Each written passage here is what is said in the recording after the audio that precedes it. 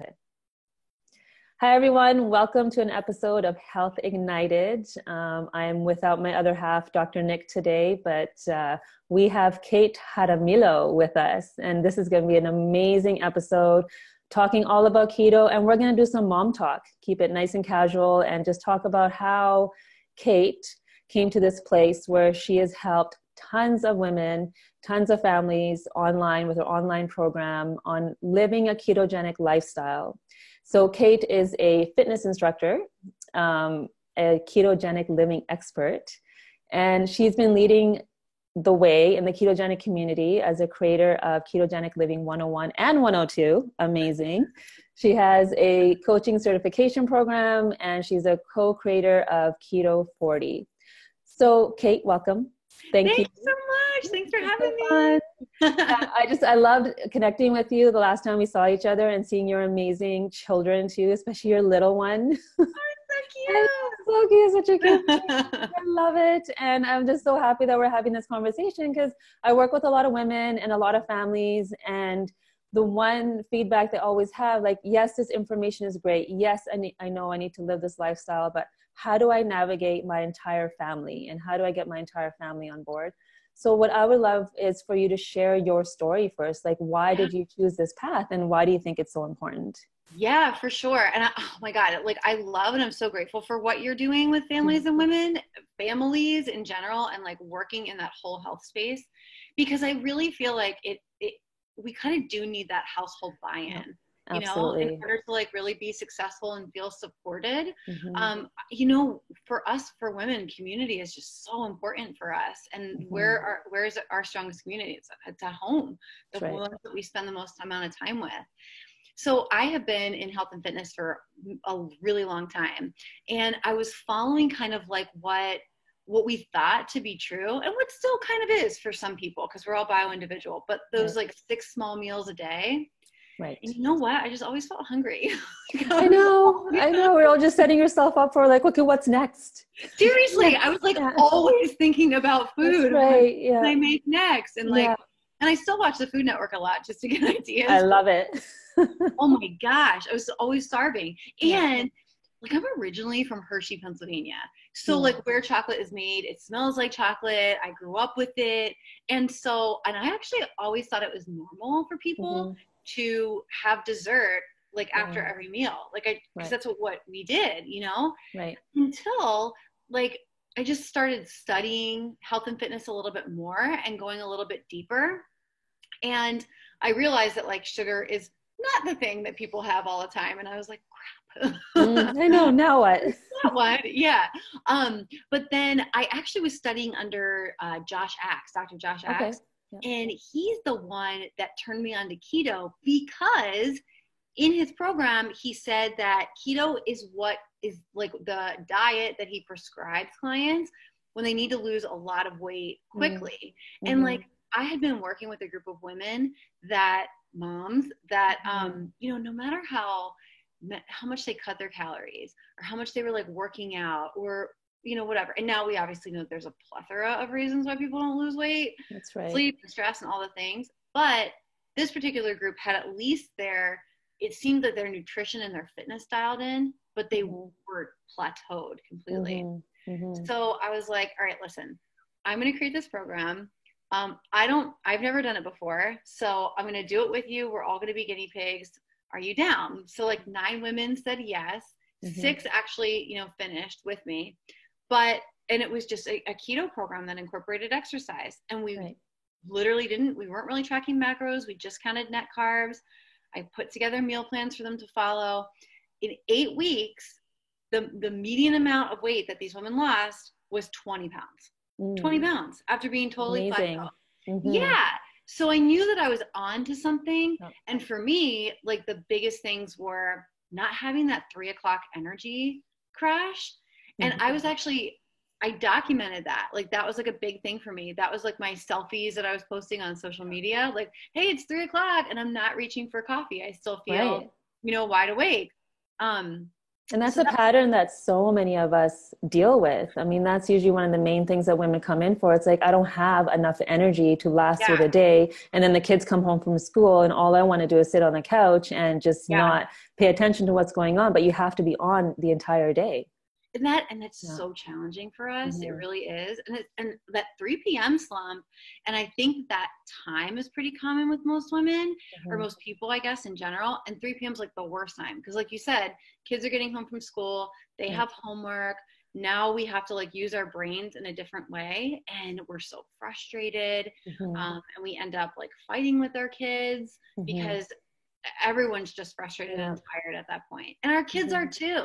You know, like I noticed that change as my children began to eat a little bit more like me. Like I noticed that their energy was more sustained. They weren't having as many breakdowns.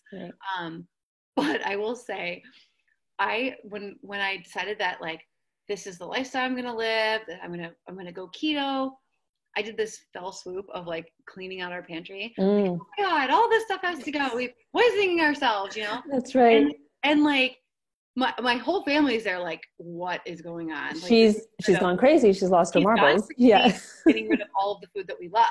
You know? And it honestly, like that food kind of slowly crept back in.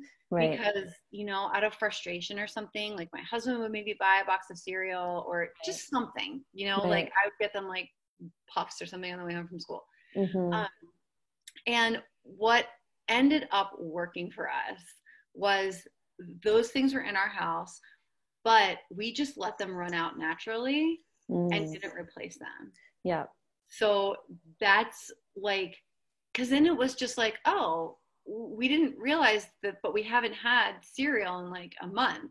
I'm like, oh yeah, but you guys are eating this now. And they're like, oh yeah. Yeah. Well, I think that's such a key point that you're hitting home with the cereal, specifically with those of us that have children. I mean, if you think about what we're doing to their brains, we're fueling them with sugar first thing in the morning. No wonder they're crashing at school. And then what happens? They're eating processed food for lunch, and then they're getting another sugar high, and then they're crashing again in the afternoon, like you said, around 3 o'clock. So it's like they're going through these ups and downs throughout the day. And if we can shift that, it's almost like our duty. We need to shift that, but it comes in time, right? It's like, I think what you brought up was really important, that the relationship to that. You know, like you said, it was normal for you to like smell chocolate in the air and recognize that dessert happens after every meal. So now we have to change that belief and that relationship. And it starts at such a young age. It really does. It's such a habit change, and the way that we talk about food, like with our kids, and not make it a reward. You know, like if you finish this, then you get ice cream or something like that. And I mean, I did that for a really long time. I catch myself still doing it sometimes. You know, when you get into that frustration of like, you really just want them to eat this good, nutritious meal. So then, you know, and our desserts in quotation marks are like keto friendly and they're great, but still it's creating that relationship with it. Exactly. How we reframed that in my house when they were asking for something, when they weren't anywhere near done with their food. And they're like, oh, I'm full, but I want a piece of dark chocolate or like something like that. And I was like, well, the thing is that if you're full, then you're full. You don't have room for any. But if you do have room for food, then I want you to keep eating what's on your plate. And then if you have room for something else, we'll look. I don't know if your kids do this, but mine have started doing this stomach thing where they're like, well, this one's full for dinner, but this one's still down here.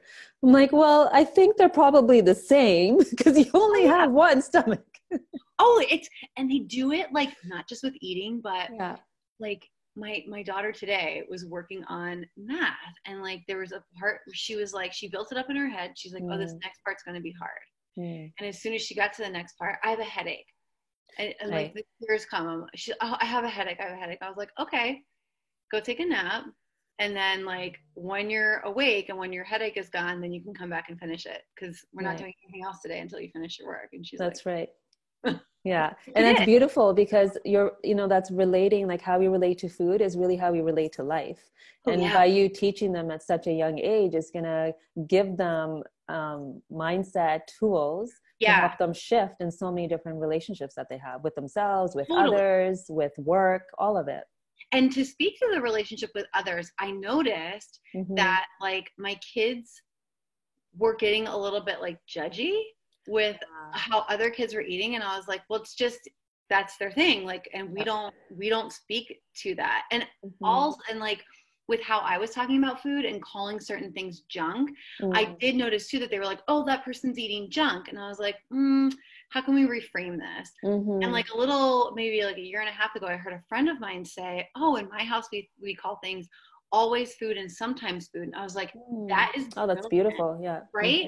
And so that is 100% like from that time that I learned about that, that's what we've done. And that's exactly what they refer to food as. Like, this is my always food and we eat it all the time. And it's really good for me and it makes me feel good. And when I go to birthday parties for my friends or whatever, I'm going to have some pizza, maybe I'll have some cupcakes, and that's sometimes food. And something else that's happened with them is they are becoming a little bit more self-aware, which is like the dream, right, that we have for our kids.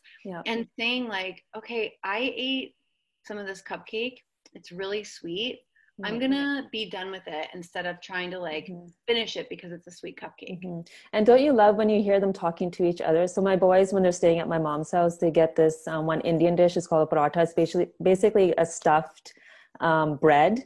And my oldest was complaining a little bit about his stomach afterwards. And the youngest one said, well, you shouldn't have had the paratha then, it has gluten in it. Oh my gosh. Yeah. That's probably why you're feeling that way. So it's so fun to see like what they're taking in. And that also keeps us accountable too, right? Because they're watching all the time. Totally. It totally does. They'll sometimes things will come on like the TV or we'll be watching something. They're like, oh, gluten-free. And they're like, we eat gluten-free. Like so relatable. Yeah, just making the connection. So can you take us through like a step-by-step journey? So say you have a woman in front of you, she's got a family at home and she really wants to get on board with this ketogenic lifestyle. What are the initial steps that she can take? I would tell her to keep it super simple. I feel like that's something that we just do in general is overcomplicate everything. And we go on Pinterest and pin all the recipes and then we spend like so much all the money that we have on all these ingredients. And if your kids are anything like mine, I spend like an hour and like $100 on this one meal and they're like, I'm not eating that. That's right. So like what you can do is just start with protein, like good high quality protein that your family likes. Just choose the cuts of protein that your family likes. In our family, everyone seems to like chicken most of the time. Everybody seems to like eggs. Great. Everybody likes steak as well. Super. So those are 3 pieces of protein that I know will always be a hit in my home, no matter how they're prepared. The other thing then is, so we lead with protein, right? And they're always like good quality, but like fattier cuts of protein. So that's what we lead with. That's the star of the dish. That's the star of the plate. And then we look at like, okay, what vegetables does my family like? And we obviously stick to like the low carb vegetables. And you know what? I know that I'm fortunate, but my kids actually do like vegetables. They've always had it growing up. Yeah. Like it's just. Mine do too. It's so much easier. It's so much easier. And they really love cucumbers. So we always have that. They like celery with almond butter. So we usually have that, or like an almond cream cheese. They really like that. And they eat broccoli. They eat cauliflower. My son, the baby, loves zucchini. So awesome. Like those are what we roll with. And my kids also like salad. Like they ask for salad. And I truly think it's because they see me eating it. And like they want to like be like mommy. That's right. They do what we do, not what we say. Always. Exactly. So we've led with the fatty cut of protein that everyone enjoys. And then we've added a side of vegetable that's low carb. And we top it with, like a healthy fat. So like olive oil or avocado oil. Sometimes we serve it with avocados, grass-fed butter or ghee. And that's kind of it. And then, and that's as simple as it is. There's 2 things really on the plate. And when they want something more, we always have fruit in the house. We always have fruit in the house. We always have berries. And my kids do eat like some higher glycemic fruits. Like they really like apples. When peaches are in season, we go for that. But you know what? I'm happy to give my kids fruit. Yeah. And I love that you said to start with something familiar, because there are many women out there that the first thing they're going to say is, well, my kids won't eat vegetables. So pick the vegetable that they do eat. Start Yeah. with that and start adding. And what I have found, consistency is key. Oh, for My sure. youngest son was, all about like not wanting like mushrooms, or like then he got into this thing where like beets aren't really a thing for me. And I know they're higher carb.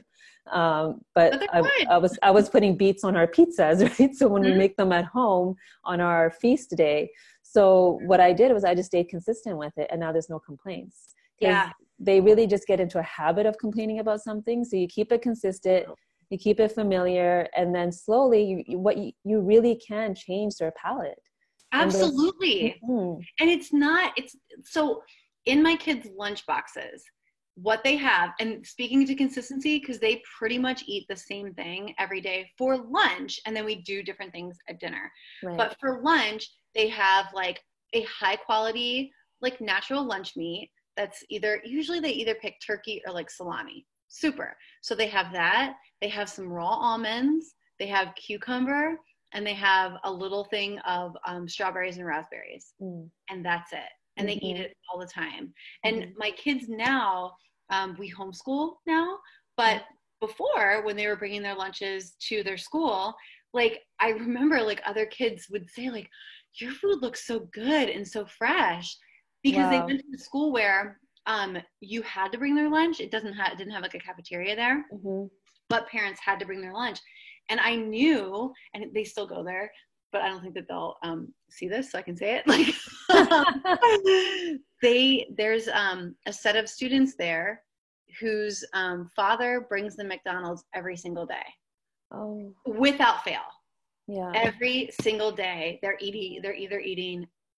are eating McDonald's Happy Meals. What's in it? Who knows? Who cares? Because it's all the same stuff. Mhm. Mhm. But yeah, and Yeah. my kids, so that is actually one thing that is like a never food for us. Mm-hmm. It's Oh something yeah, that we've never been. They don't even know what the golden arches are or what it tastes yeah, like. So it's not food, right? right. I love what Dr. Gundry says. You eat food you love that will love your body back, that will love you Uh-huh. back, right? Yeah. So you can eat food that you love that will also nourish you, because this is the key to healthy living. And I love that in the beginning that you related, yes, it's weight loss, but it's more than that. It's Oh yeah. getting your energy back. It's getting rid of the brain fog. It's having energy to play with your kids. Like, what is it that you want in your life? Like, what kind of Right. life do you want to live? Right. Mm-hmm. Exactly. Yeah. Exactly. And like if you are living in a home where not everybody's willing to jump on board yet, Mm-hmm. I totally get that. I totally get that. My kids we still do rice, Mm-hmm. sometimes at home, maybe twice a week, Mm-hmm. maybe. Or Mm-hmm. they have some like gluten-free pasta Mm-hmm. with something. And that's usually like at dinner time.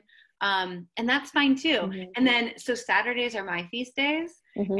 And so we'll just kind of eat whatever. I mean, like we do stay gluten-free and grain-free and things Mm-hmm. like Mm-hmm. that.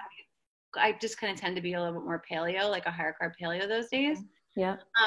But they'll see me like eating something, and I know at first for them, when I started to do The some diet variation. with Mm-hmm. them, they're like, "Mommy, you're eating that?" And I'm like, "Yes, because it's Saturday, and I'm starting to vary. I'm varying my diet, Yeah. and it also Yeah. comes with like a leg day workout and things Yeah. like that. And Mm-hmm. but with that consistency, I'm super duper consistent. Like Mm-hmm. with my workout schedule, with how we eat, Mm-hmm. and everything. And now Mm-hmm. it's really cool because like my girls are like, we want to work out with you. Awesome. Yeah. Glad Again, you they're want watching. They're that. watching what you're doing, and that's also teaching them freedom and Yeah, in the variation, right? So you don't have to get stuck in this one absolutely. dogma, but they can recognize there's seasons to everything. There's the Mm-hmm. actual seasons, there's seasons to life, and so if they learn how to do that feast and famine and Yeah. feeding and not be, if you teach them that now, again, it's just gonna help them in so many different areas of their life. Yeah, for sure. For sure. And I Mm-hmm. think too, like reframing the idea that breakfast is the most important meal of the day. Yeah. Well, is it? Or Mm-hmm. is it just like when we're hungry? And That's like right. the idea is that like, the times of the day when they're just not hungry, Yeah. like they're doing something else. It's not that they're snacking or Mm-hmm. they're asking for anything food Mm-hmm. wise. They're just not eating because they don't want to, Mm-hmm. not forcing them. Yeah. Not forcing them to eat. Yeah, and it's fueling them with the knowledge of listening to their bodies, right? Mm-hmm. Not doing something because something external is telling them that they need to do this, but really listening to what their body is telling them. And that is Absolutely. like the best tool you can give your kids. It truly is. And I think like the late night sometimes too, like on the weekends, so they have a set bedtime during the week and we do no TV during the week. And then on Friday nights, they can watch TV, and on Saturdays, they can watch a movie.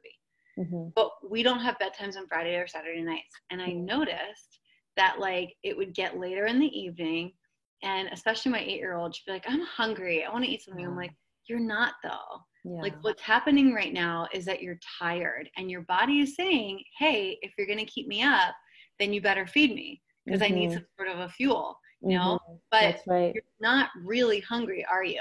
Are you really tired? She's like, yeah. Yeah. And that's a great thing for us adults to reflect on, because we do that, right? And we created that habit and pattern from a young age. So we can question ourselves, like, am I actually hungry? Is this actually happening? Or is it boredom? And is it a habit?